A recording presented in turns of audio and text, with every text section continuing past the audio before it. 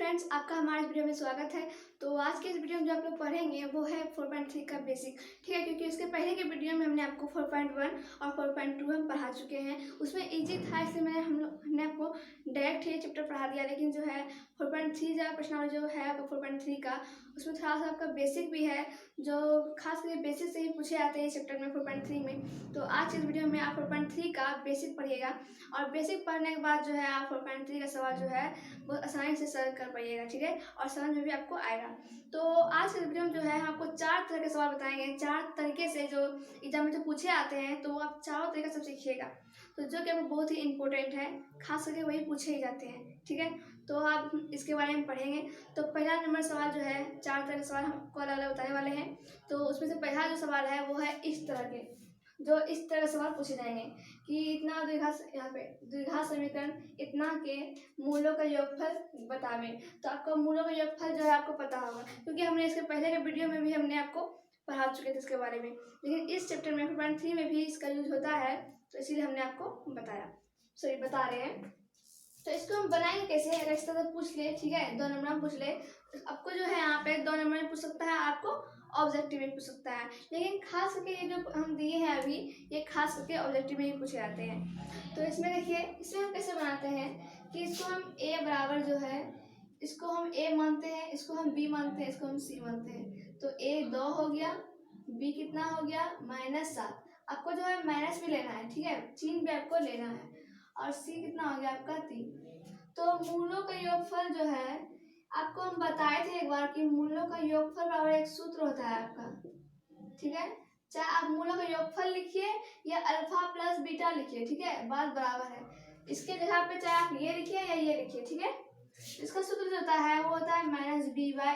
ठीक है, तो -b क्या है आपका, तो यहाँ माइनस का माइनस लिखेंगे, और b जो है आपका -7 है, तो -7 और a कितना है आपका 2 है। तो यहाँ पे देखिए माइनस माइनस प्लस, तो 7/2। तो ये जो है आपका आंसर हो गया।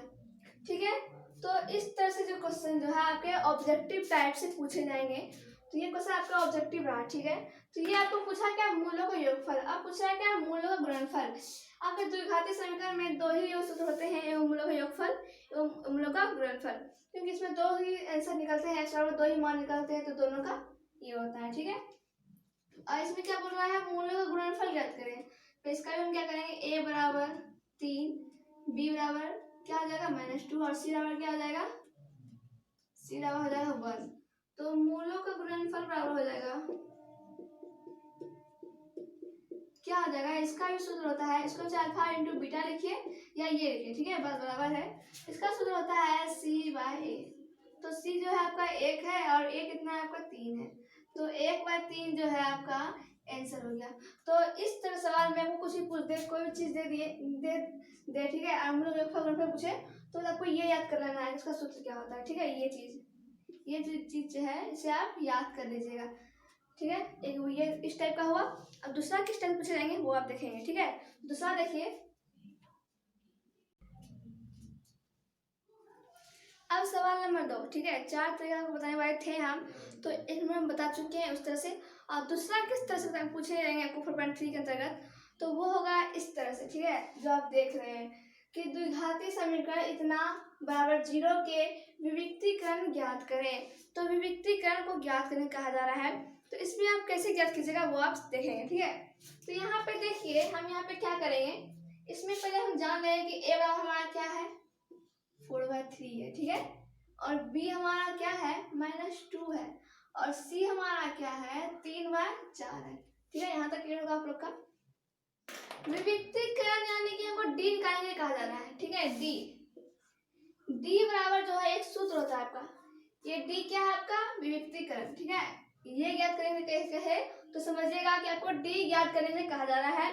और d बराबर जो है एक सूत्र होता है, क्या होता है वो, b² - 4ac, ये होता है d बराबर ये सूत्र होता है। ठीक है, ये आप कब ज्ञात कीजिएगा, जब आपको कहा जाए कि विविक्तीकरण ज्ञात करें या फिर d ज्ञात करें, कुछ भी। ठीक है, तो इसमें देखिए कैसे ज्ञात करेंगे, तो हो जाएगा क्या, d बराबर b² यानी कि -2 का स्क्वायर -4, a क्या है आपका 4/3, और सी क्या है आपका 3/4, ये है आपका।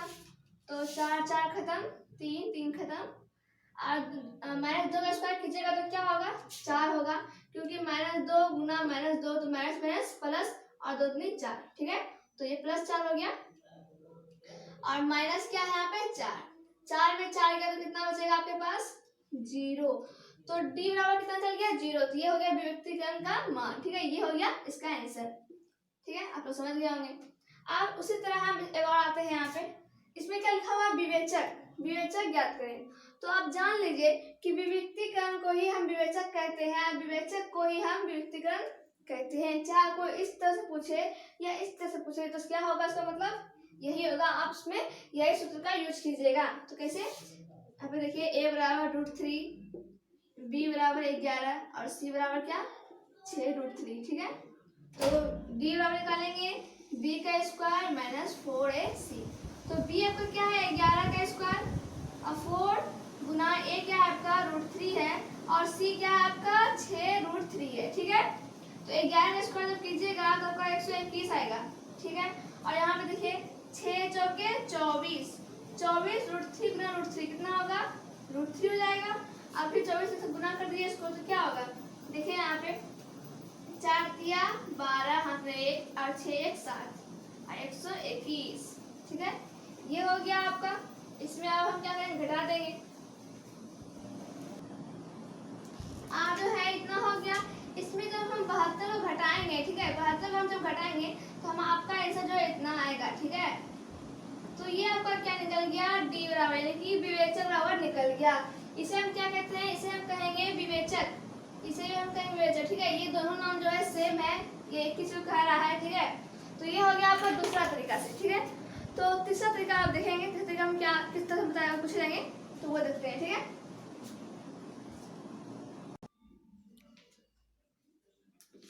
अब हम तीसरे तरीके से जो पूछा आता है वो देखेंगे। तो तीसरा तरीका से किस तरह पूछ लेंगे वो है ये, ठीक है, कि द्विघात समीकरण का इतना के मूलक प्रकृति ज्ञात करें। ये ट्रिक से हम टाइप से आपसे क्वेश्चन पूछ लेंगे। तो इस तरह के क्वेश्चन में आप कैसे सॉल्व कीजिएगा ये देखेंगे। तो इसमें हम क्या करते हैं, मूलक प्रकृति ज्ञात करना है हमको। तो इसमें हम पहले करते हैं, देखिए यहाँ पे a बराबर क्या हो जाएगा 4 और b बराबर क्या हो जाएगा -8 और c बराबर क्या हो जाएगा आपका 3। तो मूलक प्रकृति ज्ञात करने के लिए हम इसमें क्या करते हैं d निकालते हैं। इसमें भी हम क्या करते हैं d निकालते हैं। d का सूत्र क्या होता है b का स्क्वायर -4ac। तो b क्या है आपका -8 का स्क्वायर 4 और a क्या है 4 और c क्या है 3। तो 16 का स्क्वायर क्या होगा 64 और यहाँ पे 4 से 16 16 या 48, 48 में सॉरी 64 में घटाइएगा तो आपका निकलेगा 16, ठीक है। तो आपका d बराबर कितना निकल गया 16। तो यहाँ पे देखिए d बराबर 0, ठीक है। यहाँ पे देखिए तो d ये जो आपका 16 जो मान आया है ये किसका मान आ गया d, यानी कि 16 आपका ये है और बराबर 0। तो दोनों में से कौन बड़ा है, दोनों में से कौन बड़ा है। तो आपका यहाँ पे देख रहे हैं कि ये हमारा क्या है बड़ा है, यानी कि हमारा d बड़ा है। तो इसलिए ये क्या होगा इस तरफ घूम जाएगा, ठीक है। समझ गए आप लोग, हमारा d 16 आया है यानी कि वो 0 से बड़ा है, इसलिए वो इस तरफ क्या होगा घूम जाएगा। तो इसे हम क्या कहते हैं मूलक प्रकृति, यहाँ पे प्रकृति पूछ रहा है यानी कि ये किस रूप में है क्या है तो वो पूछ रहा है। तो ये क्या इस रूप में है, इसे हम क्या कहते हैं, इसे कहते हैं क्या यह वास्तविक और असमान है, ठीक है। ये जो हमने अभी लिखा ये हुआ क्या मूलों की प्रकृति, ये जो हमने लिखा यहाँ से यहाँ तक ये क्या हुआ आपका मूलों की प्रकृति, जो कि आपको यहाँ पे पूछा जा रहा है। वास्तविक यानी कि यहाँ प्लस में है, असमान यानी कि दोनों क्या है बराबर नहीं है 0 और यहाँ पे 0 बराबर नहीं है, ये क्या इससे बड़ा है तो इसी का असमान, ठीक है। तो ये हो गया असमान, ठीक है। तो ये क्या हो गया मूलक प्रकृति। और मूलक प्रकृति 3 तरह से होता है, ठीक है, 3 तरह से होता है। पहला तरीका से ये, दूसरा तरीका इसमें बताएंगे, तीसरा तरीका हम इसमें बताएंगे। तो तीनों देखते हैं करके, ठीक है। अब इसमें आइए, इसमें a बराबर क्या दिया हुआ है 2, b बराबर दिया हुआ है 4 और c बराबर दिया हुआ है क्या 3। तो इसमें भी d निकाल लेते हैं। d बराबर सूत्र होता है b का स्क्वायर -4ac। तो b क्या है आपका 4 यानी कि 4 का स्क्वायर -4 गुना ए गुना सी। तो 16 माइनस 4 दूनी 8 और 8 दिया 24। इसमें क्या आ गया आपका -8 आ गया। तो अब बताइए आप कि डी और इसमें जीरो में यानी कि डी का मान -8 आ गया और 0, ठीक है, ये है। तो इसमें देखिए ये -8 बड़ा है या 0 बड़ा है, तो दोनों में से कौन बड़ा है? तो आप देख रहे हैं कि हमारा 0 बड़ा होगा, क्योंकि ये तो माइनस में है, ये तो घटा में है, तो हम बड़ा क्या है हमारा इसमें 0 बड़ा है, माइनस से 0 हमारा क्या है बड़ा है। तो इसमें क्या होगा, इस तरफ घूम जाएगा, ठीक है। तो इसे हम क्या कहेंगे, इसे कहेंगे क्या, मूल वास्तविक नहीं है। ये हो गया आपका प्रकृति जो पूछा जा रहा है, ठीक है। इसमें से आ जाइए, इसमें क्या होगा, तरीका हो गया। अब तीसरा तरीका क्या होगा आपका, यहाँ देखिए, तो ए बराबर में दर्शा लेंगे हम 1/, क्या है, सॉरी ये आपका 3 है, ठीक है, 4/3, और बी क्या है आपका -2 है, और सी क्या है आपका 3/4 है, ठीक है। तो इसमें हम डी निकाल लेते हैं पहले। तो बी का स्क्वायर -4ac, तो बी क्या है आपका -2 का स्क्वायर -4, फिर ए क्या है 4/3, और बी सी क्या है 3/4। तो 4 4 खत्म, 3 3 खत्म, 2 का स्क्वायर क्या होगा 4 और -4, 4 में 4 गया 0। तो डी बराबर क्या आ गया आपका 0 आ गया, ठीक है। तो अब देखिए डी बराबर 0, तो डी का मान भी 0 आ गया और इसका मान भी 0, तो ये तो क्या आपस में बराबर है, यानी कि डी बराबर 0। तो इसे हम क्या कहेंगे कि मूल वास्तविक और समान है, समान यानी कि दोनों का मान भी समान है। इसमें मूल वास्तविक था पर क्या था, मान इसका समान नहीं था, ये 0 और 16 था, तो असमान, लेकिन इसका मान क्या है, समान है, ये भी 0 ये भी 0 है, तो समान हो गया। ये मूल वास्तविक नहीं है, ये क्या है, कोई एक माइनस में है, तो ये इस तरह हो गया। तो ये जो है आपका, आपको पूछ दिया जाएगा कि ये इस तरह से दे देगा, आपको लगेगा कि ये क्या है, तो फिर कहिएगा ये मूल वास्तविक और असमान है। आपसे ये पूछ देगा कि ये क्या है, तब कहिएगा मूल वास्तविक नहीं है, और फिर ये क्या होगा आपका, ये देगा, इसका मतलब क्या हो गया, मूल वास्तविक और समान है। तो ये 3 तरीके से आपको एग्जाम में पूछे जाएंगे कि मूलक प्रकृति बताएं। आप ये इसको याद करके फिर ये यहाँ पे दर्शा के लिखिएगा, बताइएगा। तो ये 3 होते हैं, 3 तरह से मूलक प्रकृति आपको मैंने तीनों बता दिए, ठीक है। ये तीसरा तरीका जो पूछे जाते हैं आपको वो बताएं। अब चौथा जो पूछे जाएंगे किस तरह से, वो आपको बताने वाला है, ठीक है।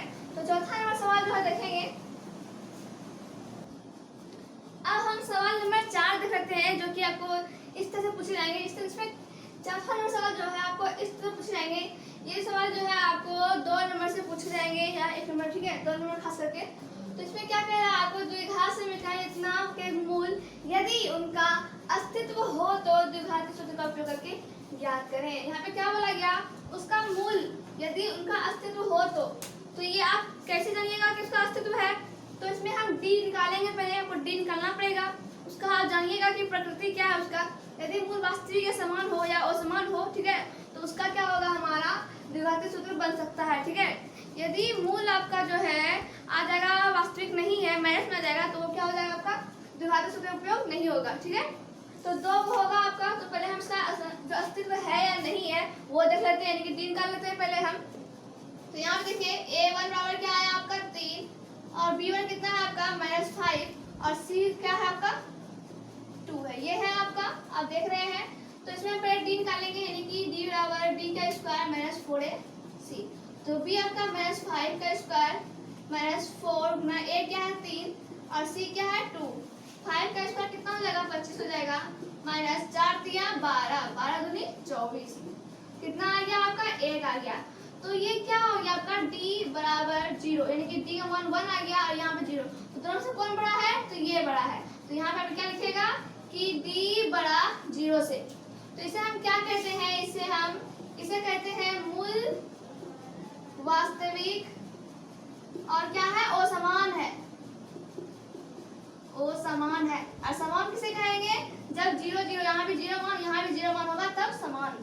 ये जो है आप याद कर लीजिएगा, ये चीज जो है आपका जो बताया है इस वीडियो में आपको हम बताए हैं, ये आप याद कर लीजिएगा कि जब इस तरह से हो उसको हम क्या कहेंगे, ये कहेंगे, ठीक है, इस तरह से।